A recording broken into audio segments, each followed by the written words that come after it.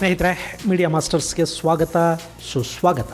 ಗೆಳೆಯರೆ, ಜಗತ್ತು ಎದುರು ನೋಡ್ತಾ ಇರೋ ಒಲಿಂಪಿಕ್ಸ್ ಕ್ರೀಡಾಕೂಟದ ಉದ್ಘಾಟನೆಗೆ ಕ್ಷಣಗಣನೆ ಆರಂಭ ಆಗಿದೆ. ಪ್ಯಾರಿಸ್ಸಲ್ಲಿ ನಡೀತಿರೋ ಒಲಿಂಪಿಕ್ಸಲ್ಲಿ ಅತ್ಯುತ್ತಮ ಪ್ರದರ್ಶನವನ್ನು ತೋರಬೇಕು ಅಂತ ಸರಿಸುಮಾರು 10,714 ಅಥ್ಲೇಟುಗಳು ಕಾತುರದಿಂದ ಕಾಯ್ತಾ ಇದ್ದಾರೆ. ಈ ಬಾರಿ ಕೂಡ ಪದಕಗಳನ್ನು ಬಾಚಿಕೊಳ್ಳುವ ತವಕದಲ್ಲವರಿದ್ದಾರೆ. ಹಾಗೆ ಅಮೆರಿಕ ಮತ್ತು ಚೈನಾದ ನಡುವಿನ ಸ್ಪರ್ಧೆಯಲ್ಲಿ ಯಾರು ಹೆಚ್ಚು ಮೆಡಲ್ಗಳನ್ನು ಗೆಲ್ತಾರೆ ಅನ್ನೋ ಕುತೂಹಲ ಕೂಡ ಹೆಚ್ಚಾಗ್ತಾ ಇದ್ದು, ಭಾರತ ಕೂಡ ಈ ಬಾರಿ ಪದಕಗಳನ್ನು ಬೇಟೆಯಾಡುವ ಉತ್ಸಾಹದಲ್ಲಿದೆ. ಅದಕ್ಕಾಗಿ ಭಾರತದ ಕ್ರೀಡಾಪಟುಗಳನ್ನು ತಯಾರು ಮಾಡೋದಕ್ಕೆ ಸಾಕಷ್ಟು ಶ್ರಮ ವಹಿಸಲಾಗ್ತಾ ಇದ್ದು, ಇದೊಂದು ಕ್ರೀಡಾಕೂಟಕ್ಕಾಗಿ ಕೋಟ್ಯಂತರ ರೂಪಾಯಿಗಳನ್ನು ಖರ್ಚು ಮಾಡ್ತಾ ಇದ್ದಾರೆ. ಹಾಗಾದರೆ ಈ ಒಲಿಂಪಿಕ್ಸ್ ಅಂದರೆ ಏನು? ಇದರ ಇತಿಹಾಸ ಏನು? ಯಾಕೆ ಪ್ರತಿಯೊಬ್ಬ ಅಥ್ಲೇಟ್ ಕೂಡ ಈ ಕ್ರೀಡಾಕೂಟದಲ್ಲಿ ಒಂದೇ ಒಂದು ಪದಕವನ್ನಾದರೂ ಗೆಲ್ಲೇಬೇಕು ಅಂತ ಅಂದ್ಕೋತಾರೆ ಅನ್ನೋದ್ರ ಬಗ್ಗೆ ಒಂದಷ್ಟು ಮಾಹಿತಿಯನ್ನು ನಾವಿಲ್ಲಿ ನೋಡೋಣ.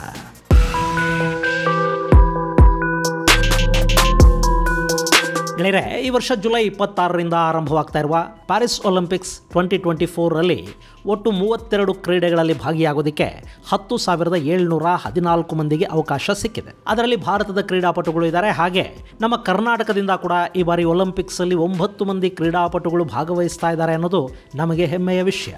ಮಹಿಳಾ ಡಬಲ್ಸ್ ಬ್ಯಾಡ್ಮಿಂಟನ್ನಲ್ಲಿ ಅಶ್ವಿನಿ ಪೊನ್ನಪ್ಪ, ಪುರುಷರ ಟೆನ್ನಿಸ್ ಡಬಲ್ಸ್ನಲ್ಲಿ ರೋಹನ್ ಬೋಪಣ್ಣ, ಮಹಿಳಾ ಗಾಲ್ಫಲ್ಲಿ ಭಾಗಿಯಾಗೋದಕ್ಕೆ ಆದಿತಿ ಅಶೋಕ್, 4x400 ರಿಲೇಯಲ್ಲಿ Mijo Chacko, 200 metre freestyle ಈಜು ಸ್ಪರ್ಧೆಯಲ್ಲಿ ದಿನಿಧಿ ದೇಸಿಂಗೋ, 4x400 ಮಿಕ್ಸೆಡ್ ರಿಲೇಯಲ್ಲಿ MR ಪೊನ್ನಮ್ಮ, ಟೇಬಲ್ ಟೆನ್ನಿಸ್ಗೆ ಅರ್ಚನಾ ಕಾಮತ್, ಪುರುಷರ 100 ಮೀಟರ್ ಫ್ರೀ ಸ್ಟೈಲ್ ಈಜು ಸ್ಪರ್ಧೆಗೆ ಶ್ರೀಹರಿ ನಟರಾಜ್, 71 kg ಬಾಕ್ಸಿಂಗಲ್ಲಿ ನಿಶಾಂತ್ ದೇವ್ ಭಾಗಿಯಾಗ್ತಾ ಇದ್ದಾರೆ.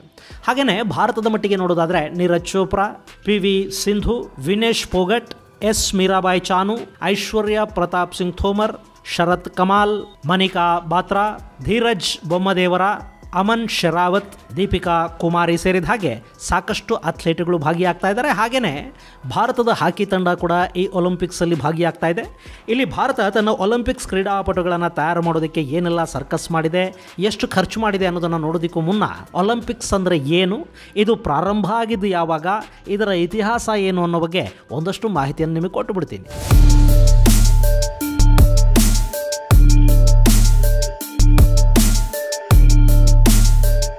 ಗೆಳೆಯರೆ, ಈ ಒಲಿಂಪಿಕ್ಸ್ಗೆ ಸುಮಾರು 2,800 ವರ್ಷಗಳ ಹಿಂದಿನ ಇತಿಹಾಸನೇ ಇದೆ. ಶಕಪೂರ್ವ 8ನೇ ಶತಮಾನದಿಂದ ಸಾಮಾನ್ಯ ಶಕ 4ನೇ ಶತಮಾನದವರೆಗೆ ಗ್ರೀಸ್ನ ಒಲಿಂಪಿಯಾದಲ್ಲಿ ಒಂದು ಕ್ರೀಡಾಕೂಟ ನಡೀತಾ ಇತ್ತು.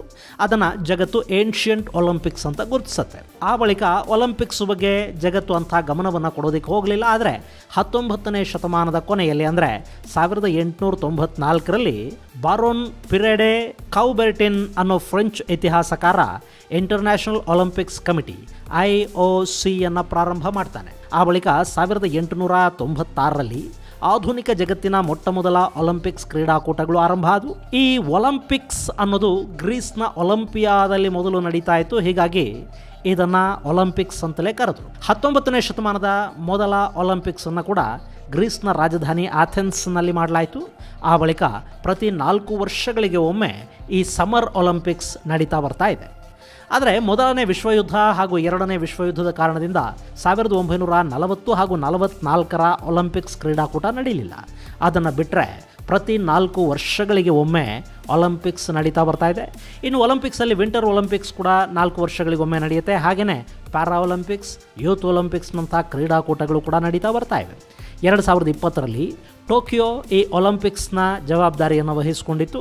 ಈಗ ಫ್ರಾನ್ಸ್ನ ಸರದಿಯಾಗಿದ್ದು 2028ರಲ್ಲಿ ನಡೆಯುವ ಸಮ್ಮರ್ ಒಲಿಂಪಿಕ್ಸ್ನ ಆತಿಥ್ಯವನ್ನು ಅಮೆರಿಕದ ಲಾಸ್ ಏಂಜಲೀಸ್ ವಹಿಸಿಕೊಳ್ತಾ ಇದೆ. ಇನ್ನು ಈ ಬಾರಿ ಒಲಿಂಪಿಕ್ಸ್ನ ವಿಶೇಷತೆಗಳೇನು ಅನ್ನೋದನ್ನು ನಾವು ನೋಡಿದರೆ, ಇತಿಹಾಸದಲ್ಲಿ 3 ಬಾರಿ ಒಲಿಂಪಿಕ್ಸನ್ನು, ಅದರಲ್ಲೂ ಸಮ್ಮರ್ ಒಲಿಂಪಿಕ್ಸನ್ನು ನಡೆಸಿಕೊಡ್ತಾ ಇರುವ ಕೀರ್ತಿಗೆ ಪ್ಯಾರಿಸ್ ಈ ಬಾರಿ ಪಾತ್ರ ಆಗ್ತಾ ಇದೆ. ಲಂಡನ್ ಕೂಡ ಪ್ಯಾರಿಸ್ಗಿಂತಲೂ ಮೊದಲೇ 3 ಬಾರಿ ಒಲಿಂಪಿಕ್ಸ್ ನಡೆಸಿದ ಕೀರ್ತಿಯ ಕಿರೀಟವನ್ನು ಹೊತ್ತಿತ್ತು. 1900, 1924 ಹಾಗೂ 2004ರಲ್ಲಿ ಪ್ಯಾರಿಸ್ ಒಲಿಂಪಿಕ್ಸನ್ನು ಹೋಸ್ಟ್ ಮಾಡ್ತಾ ಇದೆ. ಹಾಗೆ ಲಂಡನ್ ನಗರ 1908, 1948, 2012ರಲ್ಲಿ ಒಲಿಂಪಿಕ್ಸನ್ನು ನಡೆಸಿಕೊಟ್ಟಿತ್ತು. ಇನ್ನು ಈ ಬಾರಿಯ ಒಲಿಂಪಿಕ್ಸ್ಗೆ 9 ಬಿಲಿಯನ್ ಯೂರೋಗಳು ಖರ್ಚಾಗಬಹುದು ಅಂತ ಫ್ರಾನ್ಸ್ ಅಂದಾಜು ಮಾಡಿದೆ. ಹಾಗೆಯೇ ಈ ಬಾರಿ ಅಮೆರಿಕ 4ನೇ ಬಾರಿ ಸತತವಾಗಿ ಅತಿ ಹೆಚ್ಚು ಪದಕಗಳನ್ನು ಗೆಲ್ಲೋದಕ್ಕೆ ಪ್ರಯತ್ನ ಪಡ್ತಾ ಇದೆ. ಇನ್ನು ಈ ಬಾರಿ ಒಲಿಂಪಿಕ್ಸ್ ಅನ್ನು ನಡೆಸೋದಕ್ಕೆ ಒಟ್ಟು 5 ದೇಶಗಳ 6 ನಗರಗಳು ಬಿಡ್ಡನ್ನು ಸಲ್ಲಿಸಿದ್ವು. ಅಮೆರಿಕದ ಲಾಸ್ ಏಂಜಲೀಸ್ ಹಾಗೂ ಬೋಸ್ಟನ್ ನಗರಗಳು ಬಿಡ್ಡಲ್ಲಿದ್ವು. ಹಾಗೆಯೇ ಹಂಗೇರಿಯ ಬುಡಾಪೆಸ್ಟ್, ಜರ್ಮನಿಯ ಹಂಬರ್ಗ್, ರೋಮ್, ಪ್ಯಾರಿಸ್ಗಳು ಕೂಡ ಬಿಡ್ಡನ್ನು ಸಲ್ಲಿಸಿದ್ವು. ಆದರೆ ರೋಮ್, ಬುಡಾಪೆಸ್ಟ್, ಹಂಬರ್ಗ್, ಬೋಸ್ಟನ್ನುಗಳು ಹಿಂದೆ ಸರಿದ್ವು. ಲಾಸ್ ಏಂಜಲೀಸ್ 2028ರಲ್ಲಿ ಸಮರ್ ಒಲಿಂಪಿಕ್ಸನ್ನು ನಡೆಸೋದಕ್ಕೆ ಒಪ್ಪಿಕೊಂಡ ಕಾರಣಕ್ಕೆ ಈ ಬಾರಿಯ ಒಲಿಂಪಿಕ್ಸನ್ನು ನಡೆಸೋದಕ್ಕೆ ಅವಕಾಶ ಪ್ಯಾರಿಸ್ಗೆ ಸಿಕ್ತು. ಇನ್ನು ಈ ಬಾರಿ ಪ್ಯಾರಿಸ್ ಒಲಿಂಪಿಕ್ಸಲ್ಲಿ ಭಾಗವಹಿಸುವ ಭಾರತದ ಕ್ರೀಡಾಪಟುಗಳು ಹೆಚ್ಚು ಪದಕಗಳನ್ನು ಗೆಲ್ಲುವ ನಿರೀಕ್ಷೆಯಲ್ಲಿದ್ದಾರೆ. ಈ ಬಾರಿ ಸರ್ಕಾರ ಭಾರತದ ಹಾಕಿ ತಂಡ ಹಾಗೂ ಒಲಿಂಪಿಕ್ಸಲ್ಲಿ ಭಾಗವಹಿಸುವ ಕ್ರೀಡಾಪಟುಗಳ ತಯಾರಿಗಾಗಿ ಸುಮಾರು 469.924 ಕೋಟಿ ರೂಪಾಯಿಗಳನ್ನು ಖರ್ಚು ಮಾಡಿದೆ ಅಂತ ಇಂಡಿಯನ್ ಎಕ್ಸ್‌ಪ್ರೆಸ್‌ನ ವರದಿ ಹೇಳ್ತಾ ಇದೆ.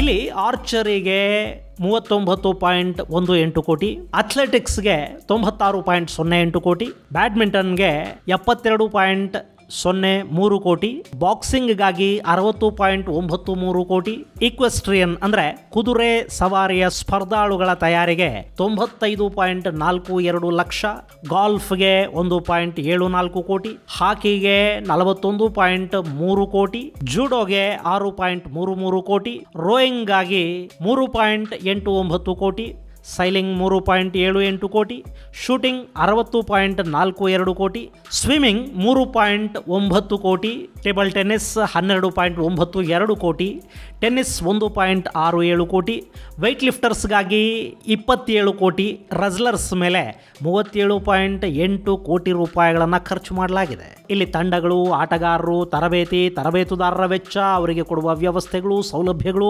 ಎಲ್ಲವೂ ಕೂಡ ಈ ಖರ್ಚಲ್ಲಿ ಸೇರಿಕೊಂಡಿರ್ತವೆ. ಇಷ್ಟು ಹಣ ಖರ್ಚು ಮಾಡಿ ಈ ಕ್ರೀಡಾಪಟುಗಳನ್ನು ಪ್ಯಾರಿಸ್ಗೆ ಕಳುಹಿಸಲಾಗ್ತಾ ಇದೆ.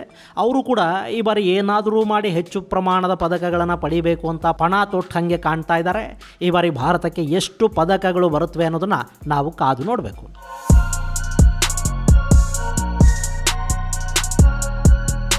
ಗೆಳೆಯರೆ, ಭಾರತ ಕಾಮನ್ವೆಲ್ತ್ ಗೇಮ್ಸ್ ಹಾಗೂ ಏಷ್ಯನ್ ಗೇಮ್ಸಲ್ಲಿ ಸಾಕಷ್ಟು ಪದಕಗಳನ್ನು ಪಡ್ಕೊಂಡಿದೆ. ಆದರೆ ಒಲಿಂಪಿಕ್ಸ್ನ ಇತಿಹಾಸದಲ್ಲಿ ಭಾರತ ಇದುವರೆಗೆ ಪಡ್ಕೊಂಡ ಒಟ್ಟು ಪದಕಗಳ ಸಂಖ್ಯೆ 35 ಮಾತ್ರ. ಅದರಲ್ಲಿ ಚಿನ್ನದ ಪದಕಗಳ ಸಂಖ್ಯೆ 10 ಇವೆ. 10ರಲ್ಲಿ 8 ಚಿನ್ನದ ಪದಕಗಳನ್ನು ಭಾರತದ ಹಾಕಿ ಟೀಮೇ ಗಳಿಸ್ಕೊಂಡಿದೆ. ಅಲ್ಲದೆ ಭಾರತದ ಹಾಕಿ ತಂಡ ಒಟ್ಟು 6 ಒಲಿಂಪಿಕ್ಸ್ಗಳಲ್ಲಿ ಸತತವಾಗಿ ಚಿನ್ನವನ್ನು ಗೆದ್ದು ದಾಖಲೆಯನ್ನು ಕೂಡ ಬರೆದಿತ್ತು. ಇದು ಜಗತ್ತಿನ ಯಾವುದೇ ದೇಶದ ಯಾವುದೇ ಕ್ರೀಡಾ ತಂಡ ಸತತವಾಗಿ 6 ಚಿನ್ನಗಳನ್ನು ಗೆದ್ದ ದಾಖಲೆಯನ್ನು ಅಲ್ಲಿವರೆಗೆ ಕಂಡಿರಲಿಲ್ಲ. 1928ರಲ್ಲಿ ಭಾರತ ನೆದರ್ಲ್ಯಾಂಡ್ಸ್ ಅನ್ನು ಸೋಲಿಸೋದರ ಮೂಲಕ ಮೊದಲ ಬಾರಿಗೆ ಚಿನ್ನದ ಪದಕವನ್ನು ತನ್ನದಾಗಿಸಿಕೊಳ್ತು. 1928ರಿಂದ 1956ರವರೆಗೆ ನಡೆದ 6 ಒಲಿಂಪಿಕ್ಸ್ ಅಲ್ಲಿ ಕೂಡ ಭಾರತದ ಹಾಕಿ ತಂಡ ಸತತವಾಗಿ ಚಿನ್ನದ ಪದಕವನ್ನು ಗೆಲ್ತಾ ಬಂತು. ಇನ್ನುಳಿದ ಹಾಗೆ ಭಾರತ 9 ಬೆಳ್ಳಿ ಹಾಗೂ 16 ಕಂಚಿನ ಪದಕಗಳನ್ನು ಪಡ್ಕೊಂಡಿದೆ. ಗೆಳೆಯರೆ, ಇಲ್ಲಿ ಒಲಿಂಪಿಕ್ಸ್ ಬಗ್ಗೆ ನಾವು ಮಾತಾಡುವಾಗ ಭಾರತಕ್ಕಾಗಿ ಪದಕಗಳನ್ನು ಗೆದ್ದು ತಂದವರನ್ನು ನೆನಪು ಮಾಡಿಕೊಳ್ಳದೆ ಇದ್ದರೆ ತಪ್ಪಾಗುತ್ತೆ. 1900ರ ಪ್ಯಾರಿಸ್ ಒಲಿಂಪಿಕ್ಸ್ನಲ್ಲಿ ನಾರ್ಮನ್ ಪ್ರಿಚಾರ್ಡ್ ಅನ್ನೋ ಆಂಗ್ಲೋ ಇಂಡಿಯನ್ 2 ಬೆಳ್ಳಿ ಪದಕಗಳನ್ನು ಭಾರತಕ್ಕಾಗಿ ತಂದುಕೊಟ್ಟಿದ್ರು. ಅದು ಭಾರತ ಮೊಟ್ಟ ಮೊದಲ ಬಾರಿಗೆ ಒಲಿಂಪಿಕ್ಸಲ್ಲಿ ಗಳಿಸಿದ ಪದಕ. ಅದಾದಮೇಲೆ ಮತ್ತೆ ಭಾರತ ಪದಕಗಳನ್ನು ಕಂಡಿದ್ದು 1928ರಲ್ಲಿ, ಅದು ಹಾಕಿ ತಂಡದ ಮೂಲಕ. ಇನ್ನು 1932, 36, 48ರಲ್ಲಿ ಕೂಡ ಭಾರತ ಒಂದೊಂದು ಪದಕವನ್ನು ಪಡ್ಕೊಳ್ತು. ಆ ಪದಕಗಳನ್ನು ಗೆದ್ದುಕೊಟ್ಟಿದ್ದು ಕೂಡ ಹಾಕಿ ತಂಡನೇ. ಇನ್ನು 1952ರಲ್ಲಿ ಫಿನ್ಲ್ಯಾಂಡ್ನ ಹೆಲ್ಸಿಂಕಿಯಲ್ಲಿ ನಡೆದ ಒಲಿಂಪಿಕ್ಸಲ್ಲಿ KD ಜಾಧವ್ ಕಂಚಿನ ಪದಕವನ್ನು ಗೆದ್ರೆ ಭಾರತದ ಹಾಕಿ ತಂಡ ಅಲ್ಲಿ ಕೂಡ ಚಿನ್ನದ ಪದಕವನ್ನು ಗೆದ್ದುಕೊಳ್ತು. ಇನ್ನು 56ರಿಂದ 72ರವರೆಗೆ ಭಾರತ ಪ್ರತಿ ಬಾರಿ ಒಂದೊಂದು ಪದಕವನ್ನು ಪಡ್ಕೊಳ್ತು. ಆ ಪದಕಗಳನ್ನು ತಂದುಕೊಟ್ಟಿದ್ದು ಕೂಡ ಭಾರತದ ಹಾಕಿ ತಂಡನೇ. ಇನ್ನು 1924ರ ನಂತರ 1976ರ ಒಲಿಂಪಿಕ್ಸಲ್ಲಿ ಮೊಟ್ಟ ಮೊದಲ ಬಾರಿಗೆ ಭಾರತ ಯಾವ ಪದಕವನ್ನು ಪಡ್ಕೊಳ್ಳದೆ ಬರಿಗೈಯಲ್ಲಿ ತಾಯ್ನೆಲಕ್ಕೆ ಹಿಂತಿರುಗಿ ಬರಬೇಕಾಯಿತು. ಆ ಒಲಿಂಪಿಕ್ಸಲ್ಲಿ ಭಾರತದ ಹಾಕಿ ತಂಡ ಕೂಡ ಪದಕವನ್ನು ಗೆಲ್ಲೋದರಲ್ಲಿ ವಿಫಲ ಆಯಿತು. ಆದರೆ 80ರ ಮಾಸ್ಕೋ ಒಲಿಂಪಿಕ್ಸಲ್ಲಿ ಭಾರತದ ಹಾಕಿ ತಂಡ ಕಂಚಿನ ಪದಕವನ್ನು ಗೆಲ್ತು. ಅದಾದ 4 ಒಲಿಂಪಿಕ್ಸ್ಗಳಲ್ಲಿ ಭಾರತದ ಪ್ರದರ್ಶನ ತುಂಬ ನೀರಸವಾಗಿತ್ತು. ಇನ್ನು 1996ರಲ್ಲಿ ಭಾರತದ ಹಾಕಿ ತಂಡ ಮತ್ತೆ ಕಂಚಿನ ಪದಕವನ್ನು ಗೆಲ್ತು. 2000ರಲ್ಲಿ ಕರ್ಣಂ ಮಲ್ಲೇಶ್ವರಿ weight ಲಿಫ್ಟಿಂಗಲ್ಲಿ ಕಂಚನ್ನು ಗೆದ್ದುಕೊಂಡ್ರು. ಅದಾದ ನಂತರ 2008ರ ಬೀಜಿಂಗ್ ಒಲಿಂಪಿಕ್ಸಲ್ಲಿ ಅಭಿನವ್ ಬಿಂದ್ರಾ ಶೂಟಿಂಗಲ್ಲಿ ಗೋಲ್ಡ್ ಮೆಡಲನ್ನು ಗೆದ್ದರೆ ವಿಜೇಂದ್ರ ಸಿಂಗ್ ಬಾಕ್ಸಲ್ಲಿ ಕಂಚಿನ ಪದಕವನ್ನು ಗೆದ್ದರು. ಹಾಗೆಯೇ ಸುಶೀಲ್ ಕುಮಾರ್ ಕುಸ್ತಿಯಲ್ಲಿ ಕಂಚಿನ ಪದಕವನ್ನು ತಮ್ಮದಾಗಿಸಿಕೊಂಡ್ರು. ಇಲ್ಲಿ ಭಾರತ 3 ಪದಕಗಳನ್ನು ಬಾಚಿಕೊಳ್ತು. ಇನ್ನು 2012ರ ಲೆಕ್ಕಾಚಾರವನ್ನು ನಾವು ನೋಡೋದಾದರೆ ಶೂಟಿಂಗಲ್ಲಿ ವಿಜಯ್ ಕುಮಾರ್ ಹಾಗೂ ಕುಸ್ತಿಯಲ್ಲಿ ಸುಶೀಲ್ ಕುಮಾರ್ ಬೆಳ್ಳಿ ಪದಕಗಳನ್ನು ಗೆದ್ದರು. ಹಾಗೆಯೇ ಶೂಟಿಂಗಲ್ಲಿ ಗಗನ್ ನಾರಂಗ್, ಬಾಕ್ಸಿಂಗಲ್ಲಿ ಮೇರಿ ಕೋಮ್, ಕುಸ್ತಿಯಲ್ಲಿ ಯೋಗೇಶ್ವರ್ ದತ್, ಬ್ಯಾಡ್ಮಿಂಟನ್ನಲ್ಲಿ ಸೈನಾ ನೆಹ್ವಾಲ್ ಕಂಚಿನ ಪದಕಗಳನ್ನು ಗೆದ್ದುಕೊಂಡ್ರು. ಆ ವರ್ಷ ಭಾರತಕ್ಕೆ ಚಿನ್ನದ ಪದಕ ಸಿಗಲಿಲ್ಲ. ಆದರೆ 6 ಮೆಡಲ್ಗಳನ್ನು ಭಾರತೀಯ ಕ್ರೀಡಾಪಟುಗಳು ಗೆದ್ದು ತಂದರು. ಇನ್ನು 2016ರ ರಿಯೋ ಒಲಿಂಪಿಕ್ಸಲ್ಲಿ 2 ಪದಕಗಳಿಗಷ್ಟೇ ಭಾರತ ಸೀಮಿತ ಆಯಿತು. PV ಸಿಂಧು ಬ್ಯಾಡ್ಮಿಂಟನ್ನಲ್ಲಿ ಬೆಳ್ಳಿ ಪದಕವನ್ನು ಗೆದ್ದರೆ ಸಾಕ್ಷಿ ಮಲಿಕ್ ಕುಸ್ತಿಯಲ್ಲಿ ಕಂಚಿನ ಪದಕವನ್ನು ತಮ್ಮದಾಗಿಸಿಕೊಂಡ್ರು. ಹಾಗೆಯೇ 2020ರ ಟೋಕಿಯೋ ಒಲಿಂಪಿಕ್ಸಲ್ಲಿ ಭಾರತ ಇಲ್ಲಿವರೆಗೆ ಅತಿ ಹೆಚ್ಚು ಪದಕಗಳನ್ನು ಗೆಲ್ತು. ಇನ್ನು ಚೈನಾ ವೈರಾಣುವಿನ ಕಾಟದ ನಡುವೆ ಕೂಡ 2021ರಲ್ಲಿ ನಡೆದ ಕ್ರೀಡಾಕೂಟದಲ್ಲಿ ನೀರಜ್ ಚೋಪ್ರಾ ಜಾವ್ಲಿನ್ ಥ್ರೋನಲ್ಲಿ ಚಿನ್ನವನ್ನು ಗೆದ್ದರೆ ಸಾಯಿ ಕೋಮ್, ಮೀರಾಬಾಯಿ ಚಾನು weight ಲಿಫ್ಟಿಂಗಲ್ಲಿ ಬೆಳ್ಳಿ ಪದಕವನ್ನು ಗೆದ್ದರು. ರವಿಕುಮಾರ್ ದಹಿಯಾ ಕುಸ್ತಿಯಲ್ಲಿ ಬೆಳ್ಳಿ ಗೆದ್ದರೆ PV ಸಿಂಧು ಬ್ಯಾಡ್ಮಿಂಟನ್ನಲ್ಲಿ ಕಂಚನ್ನು ತಮ್ಮದಾಗಿಸಿಕೊಂಡ್ರು. ಹಾಗೆಯೇ ಲೋಲಿನಾ ಬೋರ್ಗೊಹೈನ್ ಬಾಕ್ಸಿಂಗಲ್ಲಿ ಕಂಚನ್ನು ಗೆದ್ದರೆ ಬಜರಂಗ್ ಪೂನಿಯಾ ಕುಸ್ತಿಯಲ್ಲಿ ಕಂಚನ್ನು ತಮ್ಮದಾಗಿಸಿಕೊಂಡ್ರು. ಇನ್ನು ಭಾರತದ ಹಾಕಿ ತಂಡ 1996ರ ನಂತರ ಮೊದಲ ಬಾರಿಗೆ ಕಂಚಿನ ಪದಕವನ್ನು ತನ್ನ ಮುಡಿಗೇರಿಸಿಕೊಳ್ಳು. ಇನ್ನು ಈ ಬಾರಿ ಸಾಕಷ್ಟು ನಿರೀಕ್ಷೆಗಳು ಭಾರತದ ಕ್ರೀಡಾಪಟುಗಳ ಮೇಲಿವೆ. ಇನ್ನು ಈ ಬಾರಿಯ 32 ಕ್ರೀಡೆಗಳ ಪೈಕಿ 16 ವಿವಿಧ ಕ್ರೀಡಾ ವಿಭಾಗಗಳಲ್ಲಿ ಭಾರತೀಯ ಕ್ರೀಡಾಪಟುಗಳು ಭಾಗಿಯಾಗ್ತಾ ಇದ್ದಾರೆ. 2024ರ ಪ್ಯಾರಿಸ್ ಒಲಿಂಪಿಕ್ಸ್ಗೆ ಭಾರತ ಒಟ್ಟು 117 ಮಂದಿ ಕ್ರೀಡಾಪಟುಗಳನ್ನು ಕಳುಹಿಸಿಕೊಡ್ತಾ ಇದೆ. 470 ಕೋಟಿ ರೂಪಾಯಿಗಳನ್ನು ಇವರ ಮೇಲೆ ಖರ್ಚು ಮಾಡಿದೆ. ಈ ಮೂಲಕ ಭಾರತದ ಕ್ರೀಡಾಪಟುಗಳಿಗೆ ಭಾರತದಲ್ಲಿ ಹಾಗೂ ವಿದೇಶಗಳಲ್ಲಿ ತರಬೇತಿಯನ್ನು ಕೊಡಿಸಲಾಗಿದೆ. ಭಾರತ 2008ರಿಂದ ತನ್ನ ಪ್ರದರ್ಶನವನ್ನು ಉತ್ತಮಪಡಿಸಿಕೊಂಡು ಬರ್ತಾ ಇದೆ. ಈ ಬಾರಿ ಅದು ಇನ್ನಷ್ಟು ಉತ್ತಮವಾಗಲಿ, ಭಾರತದ ಕ್ರೀಡಾಪಟುಗಳು ಹೆಚ್ಚು ಹೆಚ್ಚು ಪದಕಗಳನ್ನು ಗೆದ್ದು ಭಾರತದ ಕೀರ್ತಿಯನ್ನು ಹೆಚ್ಚಿಸಲಿ ಅಂತ ಈ ಮೂಲಕ ನಾವೆಲ್ಲ ಹಾರೈಸೋಣ. ಇದು ಗೆಳೆಯರೆ ಒಲಿಂಪಿಕ್ಸ್ ಕ್ರೀಡಾಕೂಟದ ಬಗ್ಗೆ ಒಂದಷ್ಟು ಮಾಹಿತಿ. ಮುಂದಿನ ಸಂಚಿಕೆಯಲ್ಲಿ ಮತ್ತಷ್ಟು ವಿಶೇಷಗಳ ಜೊತೆ ಮತ್ತೆ ಭೇಟಿಯಾಗೋಣ. ಅಲ್ಲಿವರೆಗೆ ಜೈ ಹಿಂದ್, ಜೈ ಕರ್ನಾಟಕ.